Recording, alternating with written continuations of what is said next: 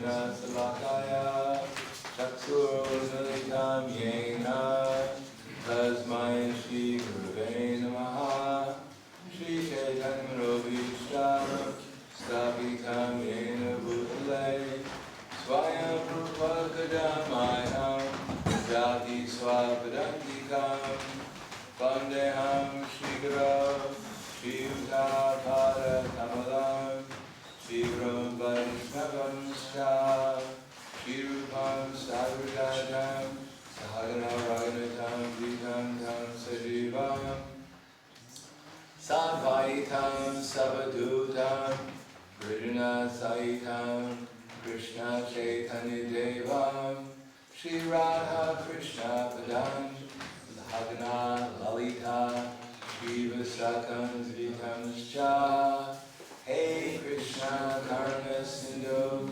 Dinabandhu Jagate Gopesha Gopika Kanta Radha Kanta Namostate Tapta Kanchan Gaurangi Radhe Vrindavaneshwari Vrishabhanusta Devi Pranamami Priye Panchakalpa Trubhyascha Vivipa Sindhubhyascha Padinam Pahamedyo Vaishnavebhyo Namo Namaha Shri Krishna Chaitanya Prabhu Nityananda Shri Advaita Shivasya Gaura Hare Krishna, Krishna Krishna, Hare Hare, Hare Rama, Rama Rama, Hare Hare.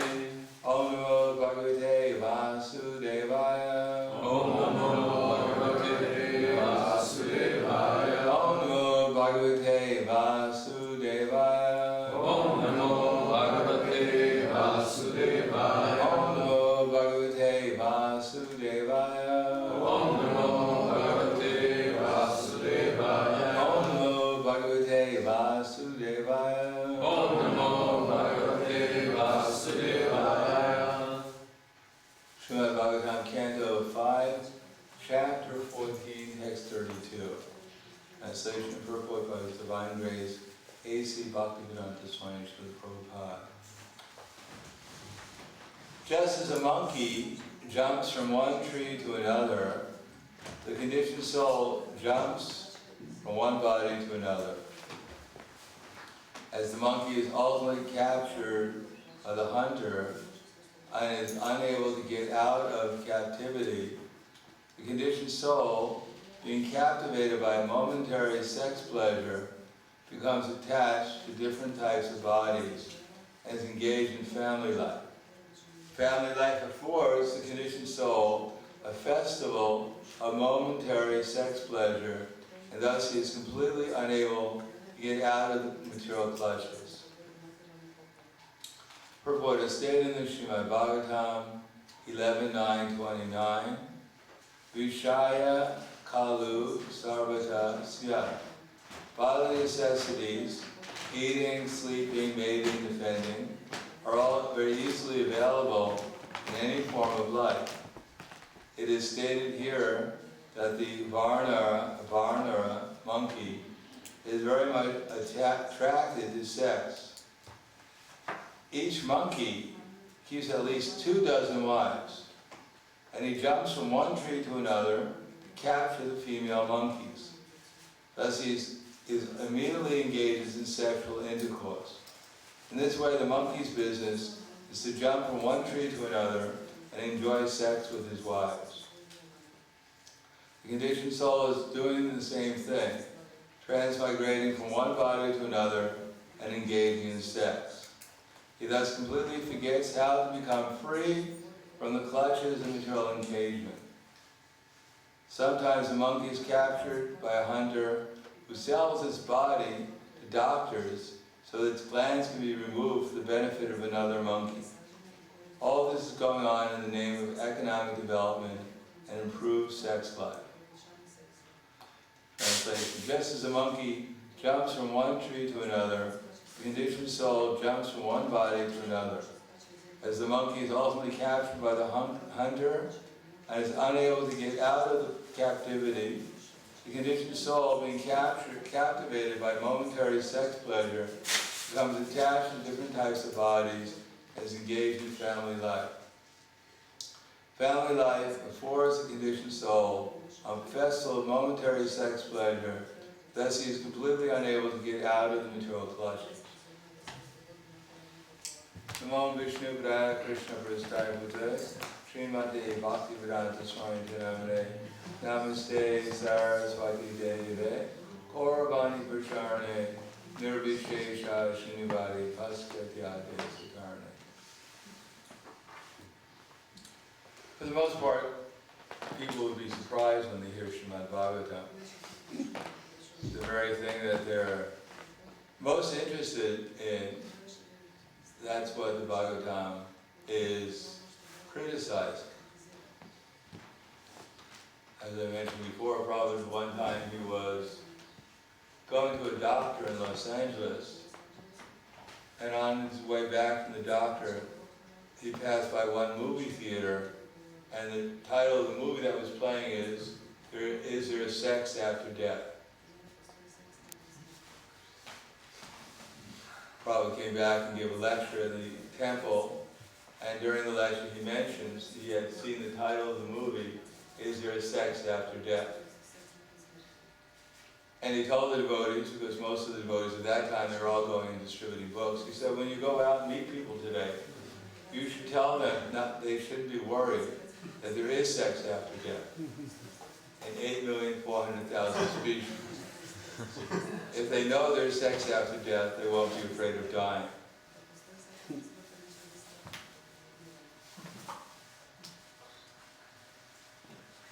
Much of Bhagavad Gita deals with the idea of sense gratification and, as Krishna says, dukhalayam ashasvatam. It's not only temporary, but it's also not ultimately pleasurable because there's so many problems that come.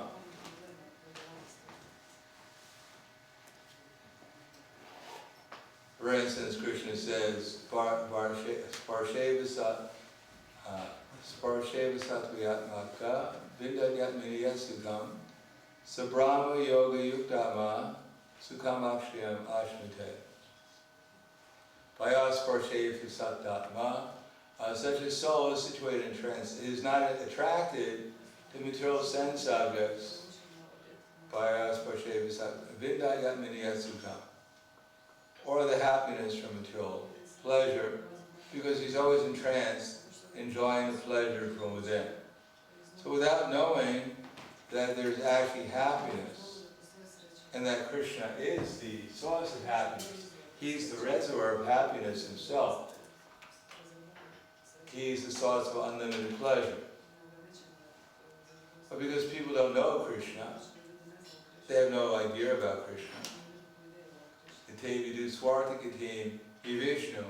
Therefore, they're bereft of the source of pleasure. And the exchange between Srimati Radharani, who's Krishna's pleasure potency, and Krishna, who's the source of pleasure potency, there's unlimited pleasure. And all the devotees in the spiritual world are always and all participating in the exchange of love or pleasure. And here, because the whole world is devoid of Krishna, devoid of the exchange of loving Krishna, therefore there actually is no pleasure. There's only the thought that maybe we can get some pleasure in the future. So everyone's captivated by the prospect of actually becoming happy in the future. So therefore there's romance, supposedly the husband and wife that live happily ever after, which usually lasts for a few months. And they discover that the man is not the source of all maintenance and comfort, and the lady is not the reservoir of pleasure. And what began as courting winds up in court.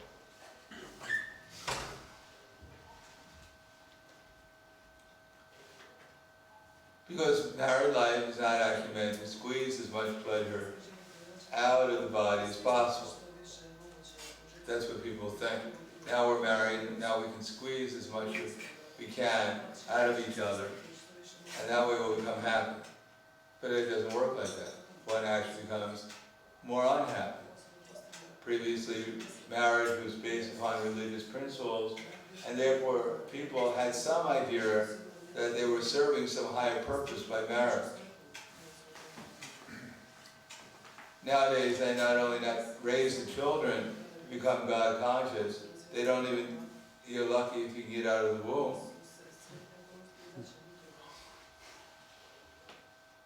They see you as not only they don't see the children as a source of family enjoyment and happiness and plenitude and prosperity.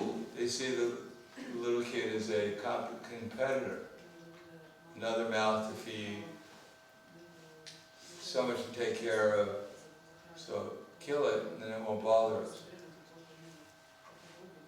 So people have become so degraded that they can't conceive of anything beyond momentary happiness because they've forgotten or they've lost their intelligence.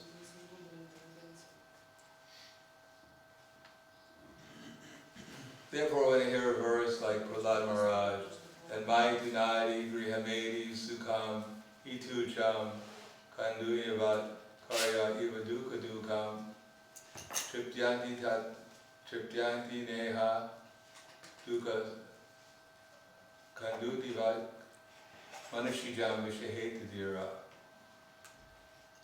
So when we hear a verse, Yan Mai Tunadi Grihamedi Sukham Vitucha, that what's considered insignificant, tucha,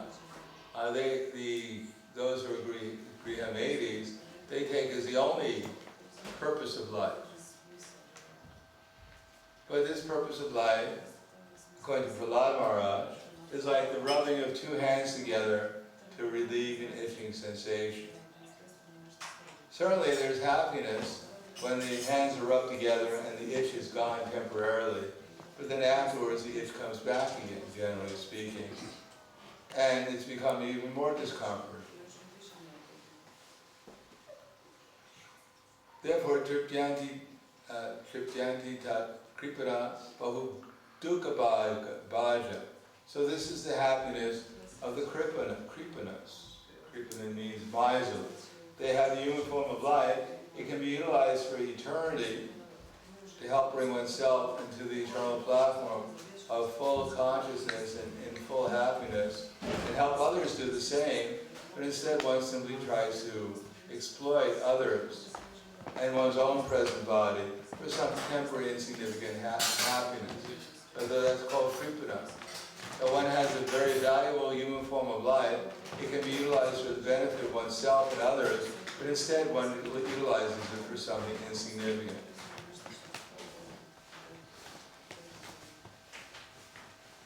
Pumsa Striya Maituni Bhavamita. So in the Bhagavatam, whether it's Prahlad Maharaj or Shaldev or whoever else is speaking, they're not glorifying. There's no romance in the Bhagavatam. Maybe there is romance in the Bhagavatam. We have Urvashi and what was his name? Prabhachiti? No, that was Angira. I forget his name now. Anyhow, there was one. What's that? Agni what? Agnigar.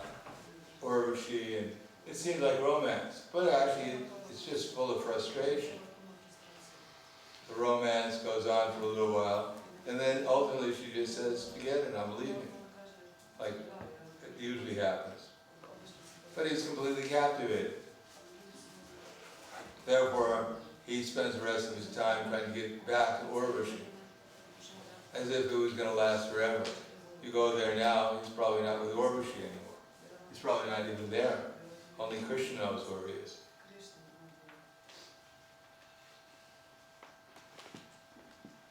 I was reading that after you go to the heavenly planets, you stay there, and suddenly, when the time is allotted, one falls from the heavenly planets. And the falling down, the Rakshasas eat one alive when it's falling back to the earth planet. And it's so painful being eaten alive that the tears come out of the eyes of the former demigod, and the soul enters into the tears, and the tears enter into the earth, and they grow the seed, which is eaten by the man, and impregnated into the woman, and then in the form of semen, and then the body comes out again. The soul comes out again in its particular body, and then works hard. And if he's not pious, then he goes, instead of going to heaven, then he goes to hell. Either way, there's some enjoyment in the heavenly planets for some time, but no one tells you you're going to be, at the end of this vacation, on your way back to work again, you're going to be eaten alive by Rakshasas. Imagine you're enjoying the heavenly planet, and someone says, well, you got 3 hours left, and then you're going to be a meal of a Rakshasa. I mean, how can you enjoy in the heavenly planets? Thinking of 2 hours left, an hour left, 15 minutes, my God, save it. So the material world is big advertisement, big happiness, big prospects. Nowadays it's all technology. Technology is advancing. The phones are getting bigger. The screens are getting brighter. And the people are getting stupider. Just watching the screen all day long, you see people walking in the street. They don't even know where they're going. They're just holding this phone to their head. The radiation is going to whatever brain they have left and just zapping their brain. And they're thinking they're enjoying it.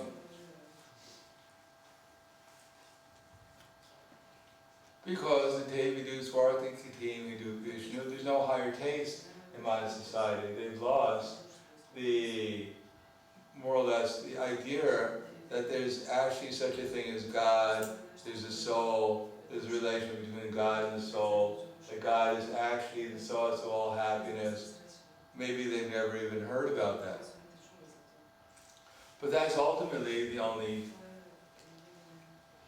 opportunity for the conditioned soul to do something positive with his human form of life. I think you actually get the higher taste of associating with Krishna. Luckily in this age, Lord Chaitanya Mahaprabhu was introduced to chanting Hare Krishna, so that if one is even not offensively, but if one is trying to chant inoffensively, then one will get some higher taste. And that higher taste will actually keep one above the modes of material nature, so that one will not perform sinful activities. Generally, people approach Krishna consciousness because there is suffering. We rarely see people just dancing into the temple. Generally, the conditioned soul comes because he's miserable and he wants some relief. But what caused the misery? Was it because are people miserable because they only have an iPhone 5 instead of a 7? Oh, they're miserable because of their sinful activities. That's what Krishna says is never satisfied and which burns like fire. And because people are covered by the illusory energy, therefore they don't know why they're suffering. So they come and they seek shelter, maybe some enlightenment, some knowledge, so they can end their suffering. And they're told you can chant Hare Krishna, and then your suffering will go away. And therefore they chant Hare Krishna, and lo and behold, the suffering goes away. But what was the suffering caused by? The unrestricted sense enjoyment.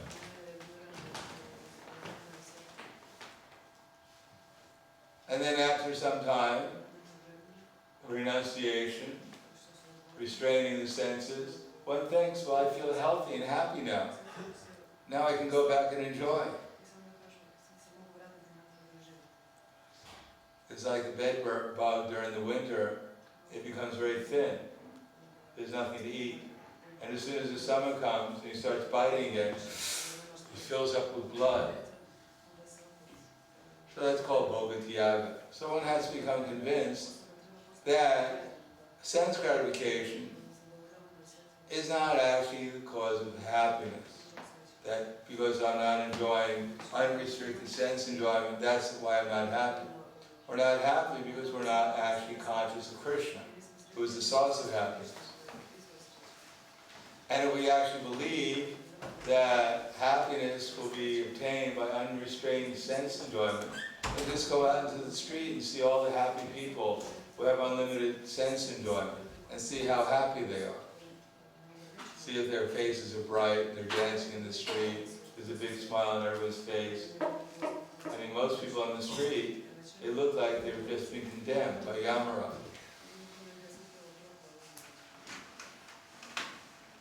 So if unrestricted sense enjoyment would give one unlimited happiness, then why are these people not happy?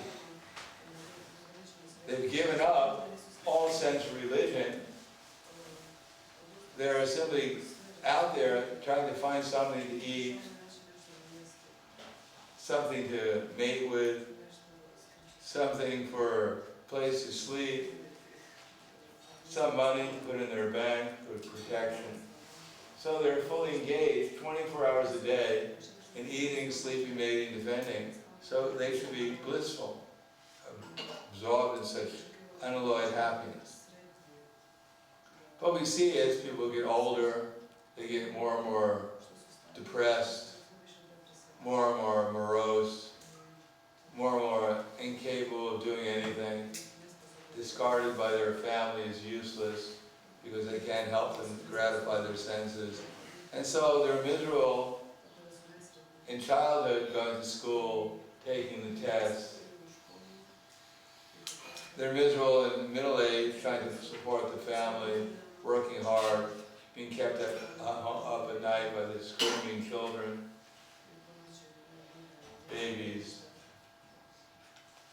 And then when they get older, then their bodies break down, and all they have to look forward to is a nice darshan of Yamara.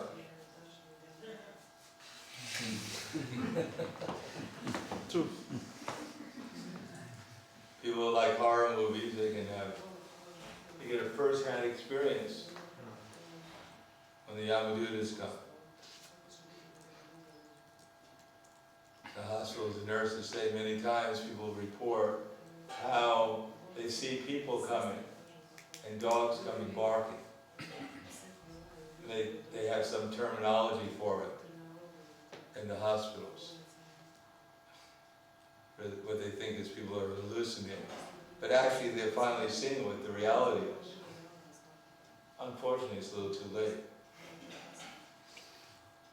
But they will get darshan of a great devotee, but not in the way that they would probably want. Therefore, in this verse, it emphasizes, and of course it sounds quite discouraging for most people to hear this. I remember one time there was one Madhavi in Radhadesh, her name was Nakunda Vasini, Prabhupada disciple, initiated by Srila Prabhupada, and she was distributing one of these books, Prabhupada's books in the street, and wasn't the fifth canto, but it's a book that has some of the forest and material enjoyment in it, like this forest and material enjoyment, so it has experts from it. And there's one picture, the householder is in the forest and material enjoyment, and you see the wife has these long nails and claws, and the children all look like wolves, and they're about to devour the poor householder. And then she sold this book to one lady, and the lady called up and said, "You seem like such a nice person. How can you possibly be selling this book? It's, it's so horrible with this book, depicting family life like this. I'm shocked." So most people are going to take it that this is horrible. These people are perverted. They've lost all sense of love. The original editor of Back to Godhead, he left the movement. And he claimed that Prabhupada was denying all love. So why he left is that Prabhupada said he couldn't live with his boyfriend. So he thought that was denying all love. So people are thinking like that. Only a few people actually in this world have some idea that this is actually not the goal of life. It may be to some extent a necessity, but it's not the goal of life, and it shouldn't sense gratification can't be done unlimitedly and expect a good result. One has to preserve one's energy so one can focus one's consciousness on Krishna, and one gets the higher taste by actually gradually experiencing Krishna's presence, both at first in his name, and then experiencing Krishna's presence in his form, and his qualities, and his associates and their pastimes, and progressively experiencing more and more consciousness of Krishna, more and more pleasure in Krishna's association, and then one can actually understand what the goal of life is. Then one will actually get the higher taste that's talked about, and everything else will seem to be tuchavat, or insignificant. But until then, until we actually become conscious of Krishna, then these things seem quite reasonable, because it's the only thing available. The one drop in the desert, at least is some water, is better than no drop. So people naturally, in the absence of Krishna consciousness, people will be forced by the material nature to engage punaschari vidacharvananam, chewing the chewed over and over again. So this Krishna consciousness movement is meant to save people so that they can actually get a higher taste. And if they get a higher taste, by taking to the process by which the result should be to become conscious of Krishna, if they actually become conscious of Krishna, then they can become saved from so many problems caused by overindulgence in sense gratification. So I'll stop there. Thank you. Any questions? Comments? Yes? I was thinking how to preach about the significance of celibacy, because it's a really touchy subject.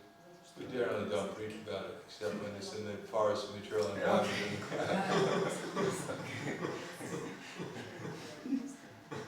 People not only won't understand what we're talking about, they'll think we're completely nuts. It's not the way of attracting people to Krishna consciousness. No, generally we compliment people how wonderful they are, and as an introduction. And we give them some prasadam, so they can get a higher taste. These things generally come later. And even the devotees, not everyone's going to be very much appreciative. Even the Bhagavatam, they think, oh, this is really discouraging. Prabhupada writes in the Srimad Bhagavatam, in the first canto, that generally speaking, householders, or anyone who's living like a household, like a brahmastra, they generally don't attain to the kingdom of God because they become too attracted to sense enjoyment, and therefore their road to the kingdom of God is blocked, even they're trying to follow the principles of freedom. So unless one is actually learning the brahmachari life, how to be a proper grihastha, and therefore become an ideal vanaprastha, an exemplary sannyasi, then the road to liberation is very difficult to attain.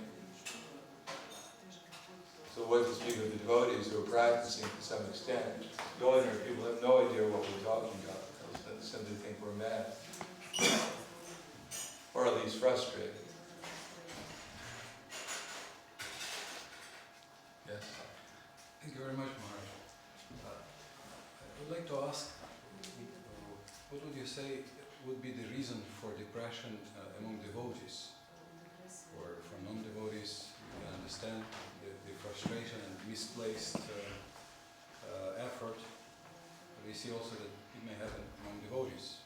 Well, because we remain attached to sense gratification while trying to perform the activities of devotional service. And therefore we don't become Krishna conscious, so it's frustrating. It's like trying to light a fire and pour water on it at the same time. It becomes very difficult to light the fire, and therefore it becomes frustrating.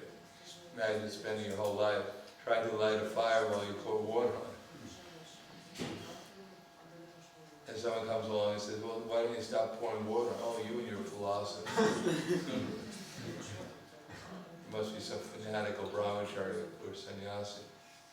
telling me to stop pouring water. I'm sure the fire is going to light. I just haven't poured enough water on it, that's all. Yeah. You cited a verse about engaging in external sense pleasure, and next to it is a verse about an intelligent person not getting involved in pleasures that have Beginning and end. Dehi samsparsha bhoga dukayane evatne adyantavanti kontayana te shiramate buddha.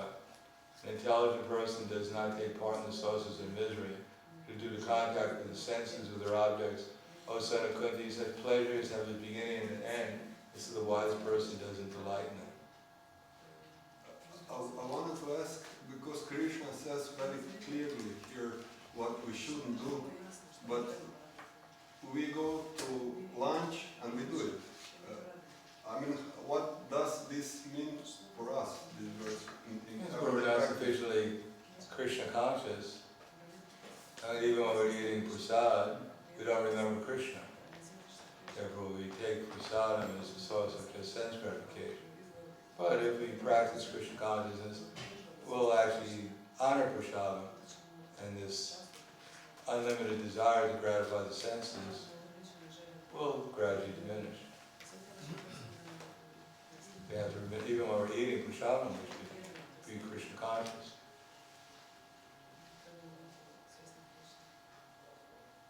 I'm trying to figure out how much will actually fit into my little stomach and how much I'm going to eat so it doesn't come out my ears.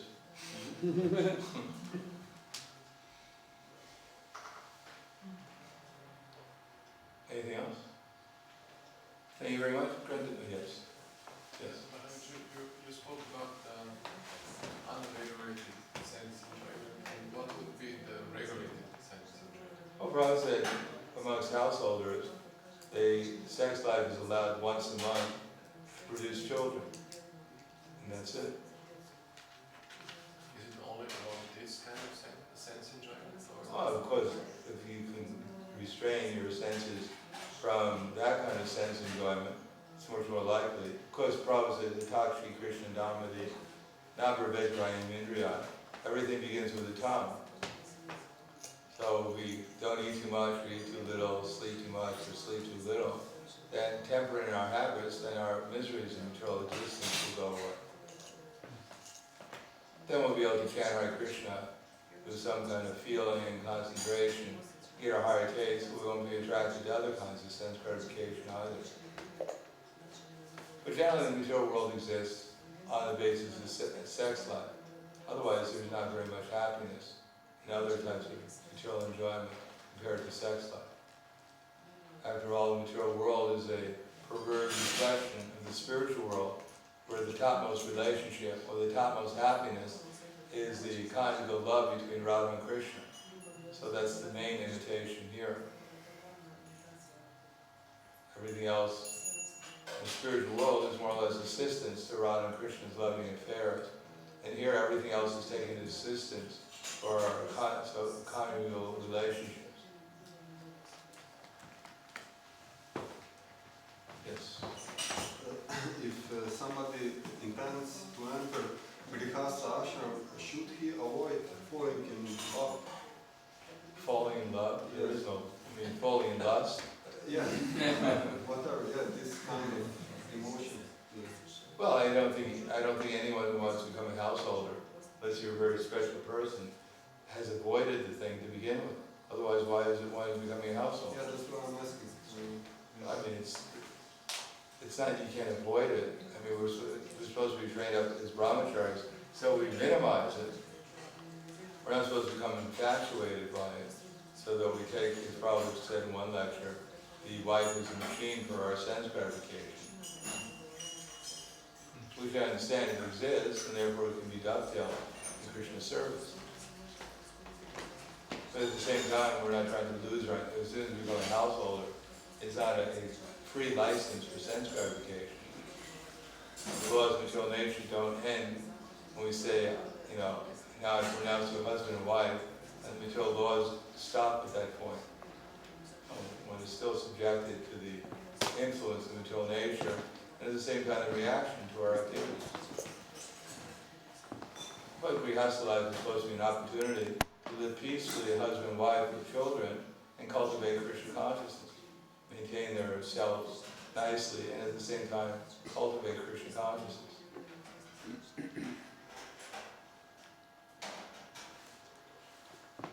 Thank you very much. Kandaraj Srimad Bhagavatam ki jai. Prabhupada ki jai. Hari Hari Bol. Source Prahladananda Swami Maharaj ki.